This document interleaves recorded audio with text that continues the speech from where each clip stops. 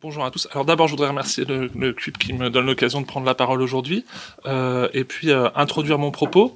Donc moi, je me suis intéressé, comme l'a rappelé Catherine, à une revue en particulier. C'est la revue qui s'intitule Notre Bulletin et qui est le bulletin de l'Amicale française des instituteurs publics d'enfants arriérés. Excusez-moi, je vais mettre mon machin. Voilà. Alors, en fait, mon idée, ça a été un petit peu, Catherine l'a rappelé, hein, quand on a commencé à prévoir l'atelier, en fait, on s'est dit qu'on allait essayer de voir un petit peu les liens entre une revue de l'enseignement spécialisé et les apports ou pas de l'éducation nouvelle. Donc moi, j'ai choisi de travailler sur Notre Bulletin. Notre Bulletin, c'est une revue qui est publiée entre 1924 et 1940 par ce groupe particulier des instituteurs publics d'enfants arriérés.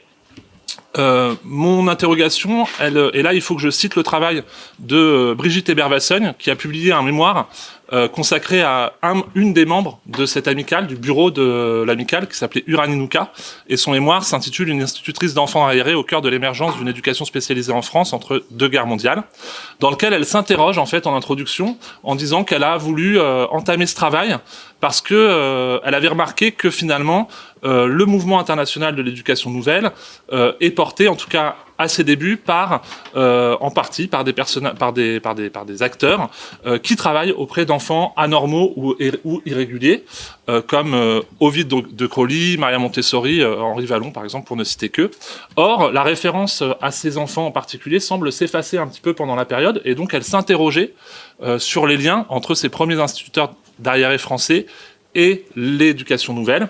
Et c'est ainsi qu'elle a été conduite à rédiger ce mémoire très intéressant, cette biographie d'Uranie Nouka. Donc moi, je vais un peu déplacer le propos en m'intéressant pas à un personnage en particulier, mais plutôt à l'ensemble de cette revue, et en essayant de voir un peu ce que sont les liens, les relations entre les acteurs de cette revue et les acteurs de l'éducation nouvelle, et puis aussi ce qu'on retrouve dans les propos tenus dans la revue et l'éducation nouvelle. Voilà, j'espère que... Je vais peut-être commencer par revenir très rapidement sur une chronologie sur finalement les années qui précèdent la fondation de l'amicale. Donc les classes de perfectionnement, elles s'inventent au tout début du XXe siècle, dans les années 1904-1905, à la faveur d'un mouvement, alors je vais aller assez vite, mais d'un mouvement qui voit certains médecins aliénistes, dont Bourneville, cherchaient à vouloir qu'on scolarise les enfants qui étaient auparavant dans les asiles, dans des classes spéciales. Il va y avoir une commission de loi qui est mise en place, et puis à la faveur des interventions notamment de Binet, la perspective est transformée, et une loi est votée qui plutôt tend à vouloir retrouver dans les classes ordinaires des enfants qui seraient qu'on qualifie d'arriérés, qui seraient incapables d'apprendre au même rythme que les autres, et qu'on va classer dans des classes de perfectionnement, soit annexées aux écoles primaires, pour les enfants qui ont entre 6 et 13 ans, soit dans des écoles autonomes de perfectionnement, qui ont un enseignement plus professionnel pour des enfants qui auraient entre 13 et 16 ans. Je vais très rapidement, ça a été travaillé par Monique Vial, voilà. Toujours est-il qu'en 1909, quand la loi est votée, on a déjà 14 classes de perfectionnement qui sont ouvertes, à Paris, dans la Seine, à Bordeaux, à Lyon, à Tours. Le 15 avril, cette loi est votée.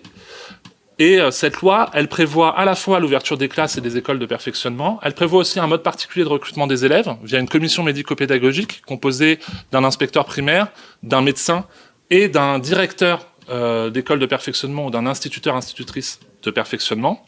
Elle prévoit aussi que les instituteurs qui devront travailler dans ces classes soient pourvus d'un diplôme spécial pour y travailler. Ce diplôme va s'appeler le CAEA, le certificat d'aptitude à l'enseignement des enfants arriérés. Il est organisé entre 1910 et 1913. Une vingtaine d'instituteurs est recruté. Puis, pendant la Première Guerre mondiale, il n'a plus lieu. L'enseignement spécialisé, évidemment, végète pendant cette période. Et il reprend petit à petit, d'abord en 1919, avec la nomination d'une inspectrice générale des maternelles, qui est chargée de s'occuper de ces classes. Elle s'appelle Alice Coirot. Elle est chargée par Paul Lapie d'inspecter ces classes de perfectionnement. Et la création, en 1923, d'une amicale française des instituteurs publics d'arriérés, qui se forme à la suite d'un congrès qui réunit une centaine d'instituteurs travaillant dans ces classes, ce qui, selon les organisateurs, les auteurs du bulletin, représente la totalité des instituteurs en classe de perfectionnement. Et elle va publier à partir de 1924 un bulletin d'amicale, donc Notre Bulletin. C'est ce qu'on va étudier aujourd'hui. Alors, voilà. Alors, notre bulletin est l'amicale. Je ne connais pas l'ensemble des personnes qui ont pu adhérer à cette amicale. En fait, j'ai pas trouvé d'archives en propre de l'amicale en dehors du bulletin. Toutefois, on peut déjà s'intéresser aux membres du bureau de l'amicale. Pour toute la période, ils vont être 10 en tout. Et ces membres sont à divers titres en fait liés à la fois à des institutions qui sont, je dirais qui sont des institutions phares pour l'enseignement spécialisé en France à l'époque, et c'est notamment l'Institut pour jeunes sourds d'Asnières, l'Institut départemental d'Arriéré d'Yvetot et l'Institut Villeurbanne de Villeurbanne qui accueillait aussi des jeunes sourds et des classes d'Arriéré. Parmi les membres du bureau, on retrouve donc Paul Huet, qui est directeur de l'Institut d'Yvetot, Élie Debré, qui va être secrétaire de l'amicale entre 1924 et 1930 et qui est directeur de l'Institut d'Asnières. Jean Fresneau, qui lui travaille à l'Institut d'Asnières et qui va prendre la vice-présidence en 1935 et devenir président de l'amicale entre 1936 et 1940. Et alors Euroux, j'ai pas son prénom, qui travaille à l'Institut Villeurbanne et qui est gérant du bulletin entre 1924 et 1937, l'année de sa mort en fait. Il meurt pendant un congrès de l'amicale. Voilà. Alors si on étudie si on étudie un petit peu les publications de ses membres, le travail de ses membres, on se rend compte d'abord que c'est une association assez stable qui entretient notamment des liens forts avec des œuvres hygiénistes privées de l'époque, comme l'association Léopold Bellan en particulier et son foyer d'hygiène centrale, mais aussi avec la société la SLEP, qui est renommée Société Alfred Binet, après 1917. Ce qu'on observe aussi, c'est que certains de ces amicalistes publient en fait dans des revues qui sont les revues du mouvement de l'éducation nouvelle. C'est le cas de Maxime Prud'homme, qui est secrétaire à partir de 1932. C'est le cas de... Pardon, je suis désolé parce que j'ai du mal à accéder à mes notes. C'est le cas aussi de Madame Claveau, me semble-t-il, et c'est le cas de l'inspectrice générale des maternelles qui est en charge du secteur, qui s'appelle Alice Coirot, qui publie plusieurs fois dans des revues comme Pour l'Air Nouvelle. Voilà, donc j'aimerais maintenant vous présenter un petit peu plus en détail notre bulletin et son contenu. Alors notre bulletin, vous avez ici une représentation de la couverture. C'est un manuel mensuel jusqu'en 1924. Puis ça devient un trimestriel jusqu'en 1929, et ensuite elle adopte son rythme de croisière entre 1929 et 1940 en publiant 5 numéros par an. Elle a donc 2 rédacteurs en chef. Le premier, c'est Roux, alors qu'il n'est pas tout à fait, il n'est pas qualifié de rédacteur en chef, il est qualifié de gérant de notre bulletin, ce qui peut laisser entendre que peut-être il a plutôt un rôle simplement de récupérer les publications et de financer le bulletin. Mais après après son décès en 1936, c'est Édouard Guillemin qui reprend le flambeau, pour ainsi dire, et lui est rédacteur en chef. Édouard Guillemin, il a déjà une expérience en fait dans la publication d'une revue, puisqu'il a été rédacteur en chef de la revue du foyer central d'hygiène de l'association Léopold Bellan, qui s'appelle le bulletin du foyer central d'hygiène. Voilà, c'est un personnage assez important aussi pour la suite en fait du développement du perfectionnement scolaire et de l'éducation spécialisée, puisqu'il va un petit peu apparaître comme un des pères fondateurs en France, en tout cas de la psychomotricité. Il va beaucoup travailler sur le rythme, etc., publier, et il va aussi être l'auteur d'un test de tests psychométriques.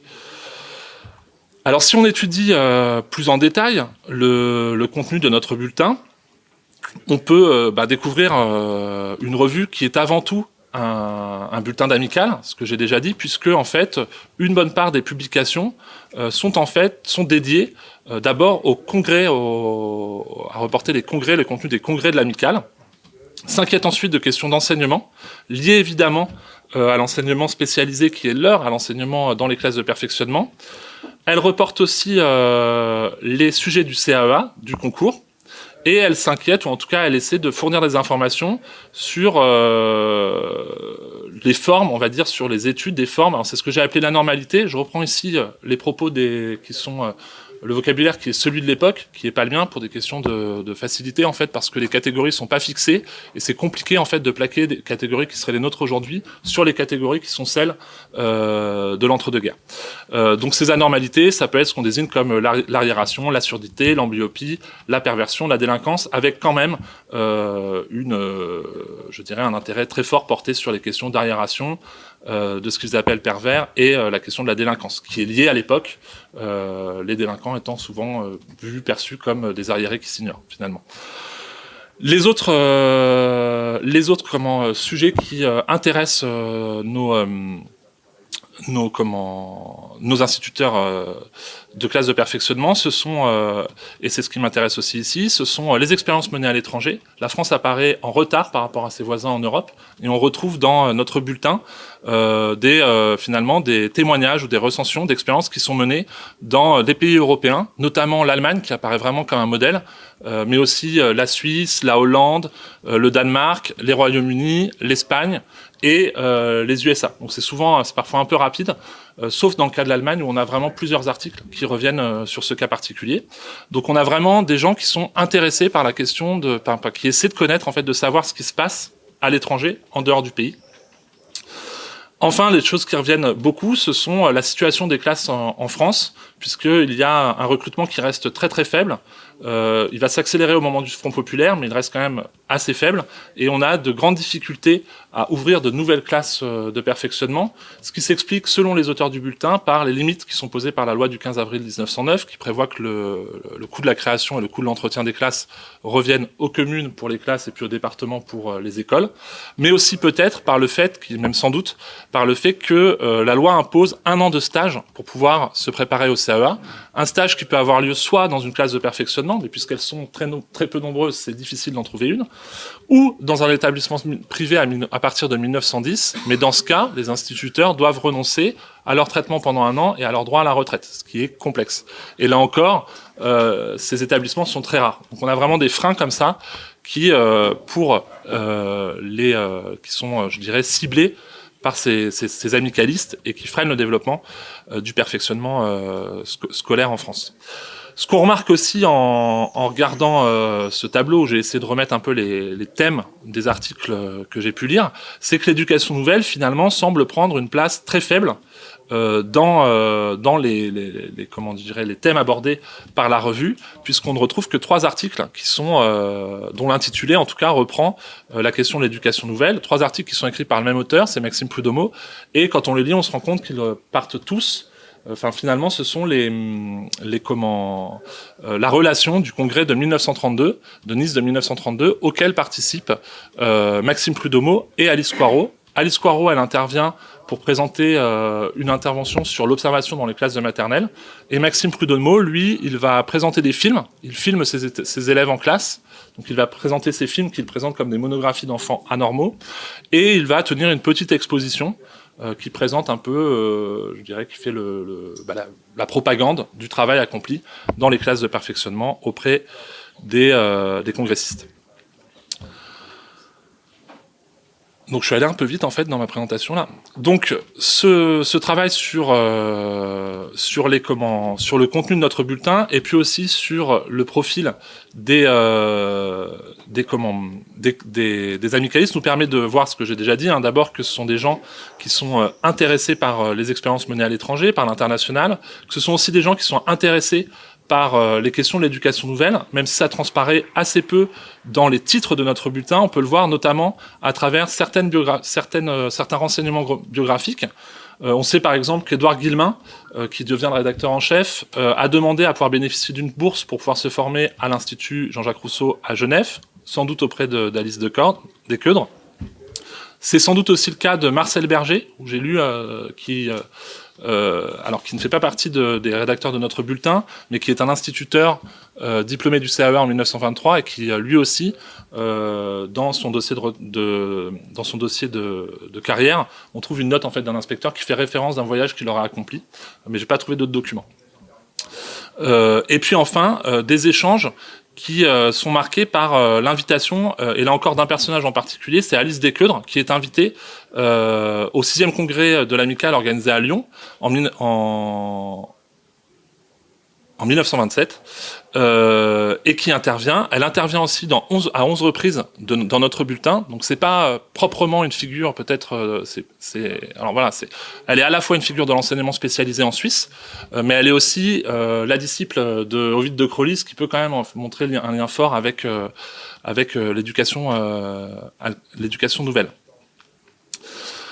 Toujours dans le registre des liens avec l'éducation nouvelle, on peut quand même se demander si ça n'est pas un peu une relation à sens unique, dans le sens où quand Alice Coirot, par exemple, intervient au congrès de l'Alien, elle s'y déplace, mais elle ne parle pas en fait des classes de perfectionnement, elle parle des classes de maternelle, puisqu'elle est avant tout inspectrice générale des maternelles.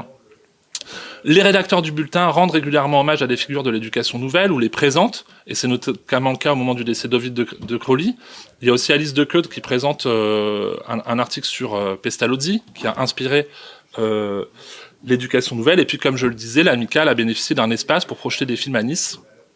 Toutefois, au congrès de Nice, en fait, c'est pas du tout l'enjeu du congrès que cette question des enfants anormaux. En fait, au congrès de Nice, on redéfinit une nouvelle charte de l'éducation nouvelle, et donc peut-être qu'on peut aussi l'interpréter comme une forme comme une position qui est pas tout à fait confortable, en tout cas où ils sont un peu ils sont un peu en minorité. Voilà.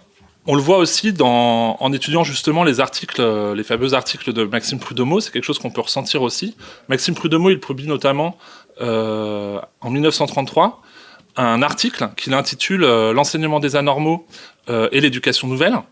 Et en fait, quand on lit cet article, on se rend bien compte que, on a le sentiment, on se rend compte que la relation avec l'éducation nouvelle, elle est peut-être assez utilitariste de la part de ces instituteurs d'enfants arriérés.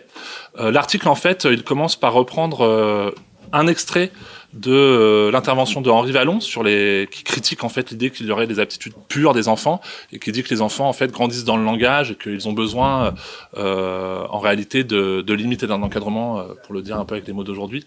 Voilà. Il reprend ensuite donc du coup il s'insurge contre l'idée qu'il faudrait laisser les enfants en totale liberté pour les voir s'épanouir leurs aptitudes. Puis ensuite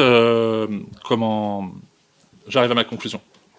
Prud'homme, on rend hommage à deux figures de l'éducation nouvelle, de Crolles et Montessori, et il parle effectivement des apports de l'éducation nouvelle, il parle des occupations libres, du travail de groupe, des exercices collectifs, du cahier d'observation, du cinéma, des exposés, des exercices de chant, de rythmique.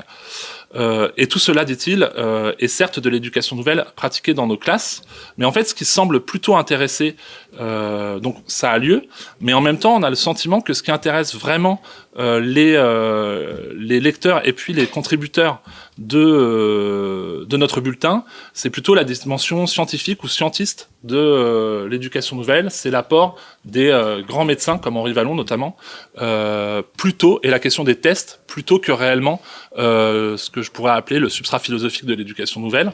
Ils sont aussi intéressés par un petit peu des méthodes en fait pour pouvoir occuper leurs enfants dans leur classe, enfants qui sont qualifiés d'anormaux, mais on le remarque, d'ailleurs on le voit dans notre bulletin, on peut le voir aussi à travers un article publié par Monique Vial, Marianne Hugon, le fait que ces enfants, en fait, ce sont des enfants qui sont mis dans ces classes parce que certains sont porteurs de handicap, certains sont indisciplinés. Il y a vraiment plein de catégories d'enfants dans ces classes qui sont donc peut-être difficiles à occuper parfois. Voilà. Donc pour conclure, ce que je dirais, c'est que ce que retiennent les membres de l'Amicale du Mouvement international de l'éducation nouvelle, ce sont des techniques pédagogiques innovantes, mais qui sont aussi employées par des maîtres qu'on laisse un petit peu libres dans leurs classes difficiles, et c'est une certaine approche de l'éducation et de l'enseignement. Toutefois, pour ouvrir, je dirais qu'on peut se demander dans quelle mesure les instituteurs spécialisés vont participer au développement puis au renouvellement du mouvement de l'éducation nouvelle dans les années 1960 et 1970.